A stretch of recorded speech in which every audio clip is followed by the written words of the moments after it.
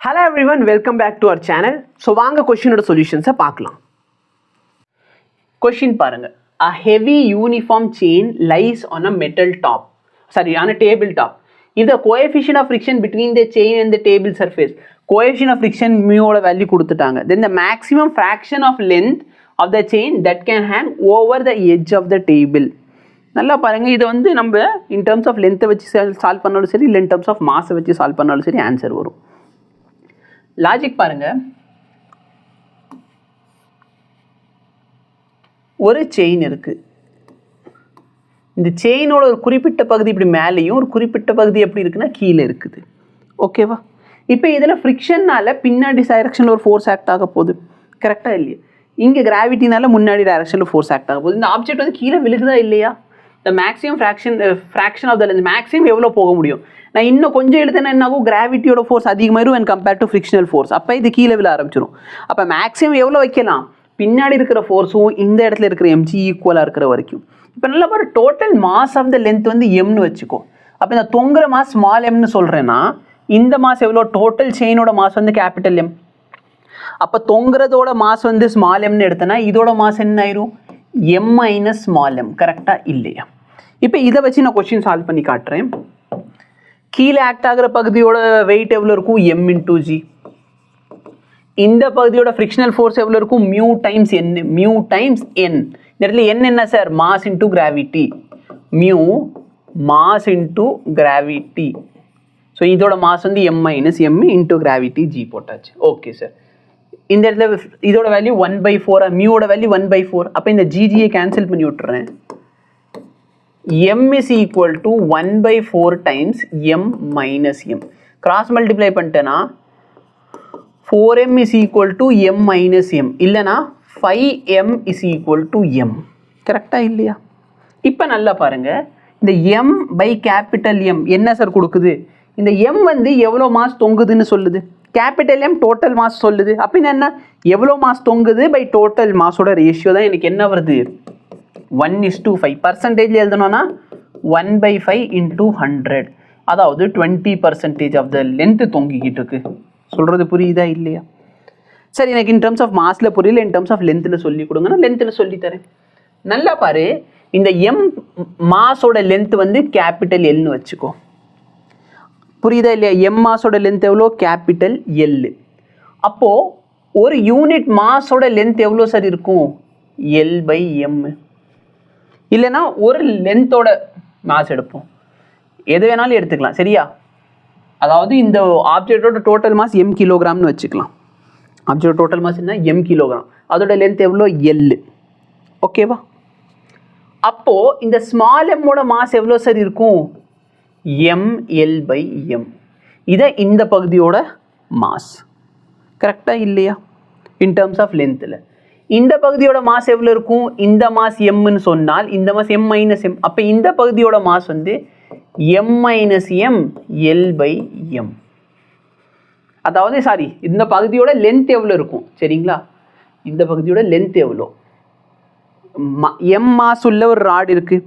M mass உள்ள ஒரு rod இருக்குது. அதோட லென்த் எவ்வளோ? எல். அப்போ 1 யூனிட் மாஸோட லென்த் எவ்வளோ இருக்கும்? L/m. சரியா? அப்போ எம் மாஸோட லென்த் எவ்வளோ இருக்கும்? L/m into m. நீங்கள் எப்படி வேணுமோ கொஷினை சால்வ் பண்ண முடியும். இல்லை நீ என்ன பண்ணலாம்? இந்த கொஷினை ஃபுல்லாகவே ரீஃப்ரேம் பண்ணலாம்.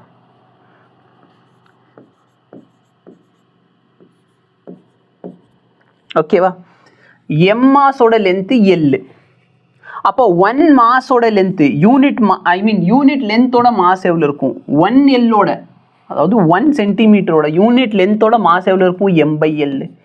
கரெக்டாக? இப்போ இந்த பகுதியோட லென்த் வந்து எல்லுன்னு வச்சுக்கோ. அப்போ டோட்டல் லென்த்து கேபிட்டல். அப்போ இது என்ன ஆயிரும்? எல் மைனஸ் ஸ்மால் எல்னு ஆயிரும். புரியுதா இல்லையா? அப்போ இந்த பகுதியோட மாஸ் வேணும்னா எல் இன்ட்டு இந்த வேல்யூ, இந்த பகுதியோடது வேணும்னா எல் மைனஸ் எல் இன்ட்டு அந்த value.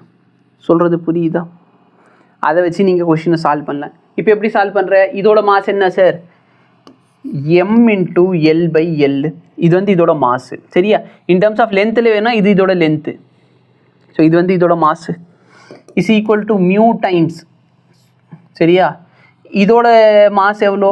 L - L divided by L into M. கரெக்டாக ml இன்ட்டு இந்த வேல்யூ போட்டு வச்சுருக்கோம். இப்போ இதை நீ சிம்பிளிஃபை பண்ண இந்த எல் கேன்சல், இந்த எம் கேன்சல். நான் இன் டர்ம்ஸ் ஆஃப் மாஸில் போடுறப்ப small m divided by capital minus small m, in terms of லென்த்தில் போடுறப்ப அதே வேல்யூ தான் கிடைக்குது உங்களுக்கு. ஸோ சால்வ் பண்ணிக்கிட்டேன்னா உனக்கு எல் பை கேபிட்டல் எல்லோட value 1/5 which is equal to 20% கிடைக்கும். சொல்கிறது புரியுதா? இன்னொரு method of solving the question என்ன? லெட் மீ சே இந்த மொத்த செயினோட மாசனா மொத்த செயினோட லென்த்து 100 சென்டிமீட்டர் நானே அசியூம் பண்ணிக்கிறேன் சார். மொத்த செயினோட லென்த் எவ்வளோ? 100 சென்டிமீட்டர். ஏதோ ஒரு வேல்யூ வேணும், நான் 100 சென்டிமீட்டர் அசியூம் பண்ணிக்கிறேன். இந்த பகுதியோட லென்த்து எல்லுன்னு இருந்தால் இந்த பகுதியோட லென்த் என்ன ஆயிரும்? 100 மைனஸ் எல். அப்போ இந்த எல் எதை ரெப்ரசென்ட் பண்ணுது? எவ்வளோ ஃப்ராக்ஷன் ஆஃப் த லென்த்து கீழே தொங்கிக்கிட்டு இருக்கு. அப்போ நல்லா பாரு, இந்த எல் லென்த்தோட மாஸ் எவ்வளோ இருக்கும்? M times L. சரியா? இல்லைன்னா மொத்தம் எம் மாஸோட லென்த் வந்து 100 சென்டிமீட்டர். அப்போ ஒன் யூனிட் மாஸோட லென்த் எவ்வளோ? 100/m centimetre. சரியா? அப்போ எல் லென்த்தோடது எவ்வளோ இருக்கும்? இந்த வேல்யூ எல்லால பண்ணுறீங்க, புரியுதா இல்லையா? ஸோ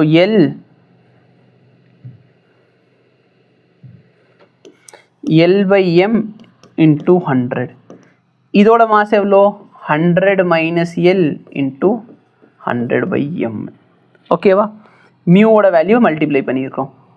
இப்போ நல்லா பாரு, எம் இது கேன்சல். அப்போ நீ டேரெக்டாக என்ன சொல்லலாம்? எவ்வளோ மாஸ் தொங்குதோ அதோடது இன்டூ கிராவிட்டி. இந்த இடத்துல எவ்வளோ இருக்குது? 100 மைனஸ் எல். அப்போ அதோடது இன்டூ கிராவிட்டி. இதோட வேல்யூ 1/4ன்னு போட்டேன்னா 4L is equal to 100 minus L. எல்லை இங்கிட்டு கொண்டு வந்துட்டேன்னா 5Lோட லென்த் எவ்வளோ? 100. அப்போ எல்லோட லென்த் எவ்வளோ? 20 சென்டிமீட்டர். 20 சென்டிமீட்டர் தொங்குது. டோட்டல் லென்த் எவ்வளோ? 100 சென்டிமீட்டர். 100 சென்டிமீட்டர் 20 சென்டிமீட்டர் தொங்குது. சொல்கிற லாஜிக் புரியுதா?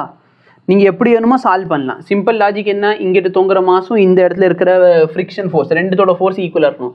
இதோட ஃபோர்ஸும் ஈக்குவலாக இருக்கணும். அதை ஈக்குவேட் பண்ணுங்க. இன் டர்ம்ஸ் ஆஃப் லென்த்தில் பண்ணாலும் சரி, இன் டர்ம்ஸ் ஆஃப் மாஸில் பண்ணாலும் சரி.